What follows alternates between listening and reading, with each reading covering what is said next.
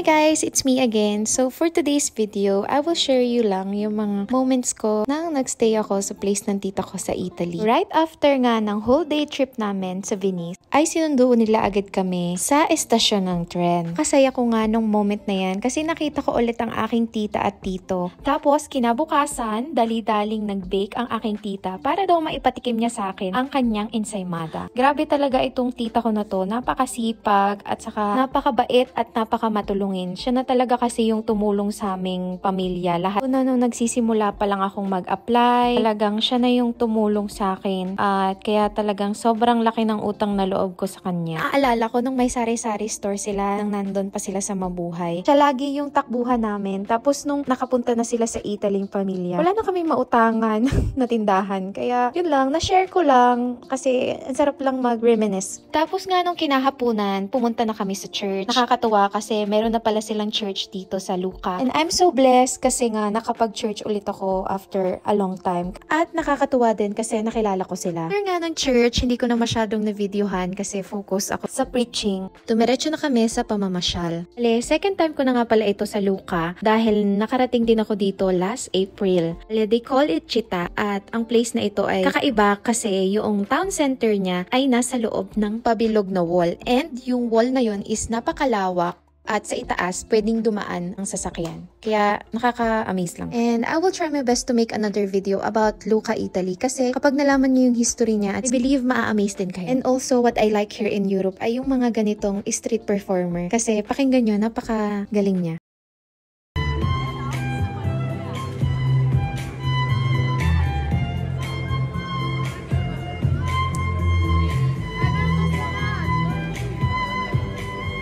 Kinabukasan, sumakay na kami ng tren papuntang Florence para mamasyal at mag-food trip. Kaya nga ang una namin ginawa ay kumain agad kami dito sa Le Cappelle Medici restaurant. Hindi ko sure kung tama yung pronunciation ko sa Italian, pero basta masarap dyan. Kaya pagdating sa pagkain, hindi kami nagtitipid. Dahil kung ano yung masarap at saka mataas yung review sa Google, dun kami pumupunta. Kasi nga, syempre, minsan lang naman na makapunta. Syempre, dapat yung masarap na dish na yung matikman, diba? So, ang in-order ko ay cheese ravioli at ang sa kanya naman ay parang tomato pasta, ganyan. Dan pala, habang kumakain kami ay nagla-live kami. Tapos yung pinagtitingay na kami ng mga customer at saka ng mga staff. Tapos after like a while, nung nag-bill out na kami, binigyan nila kami ng panakota. Parang blueberry panakota. Ang sarap din naman niya. Tapos alam nyo ba, 2 beses nang nangyari yan. Na nag-live din kami sa Venice, nabigyan kami ng free drink. Kasi nga, nagla-live kami. So, try nyo din. Baka gumanan. Ewan ko lang sa Pinas.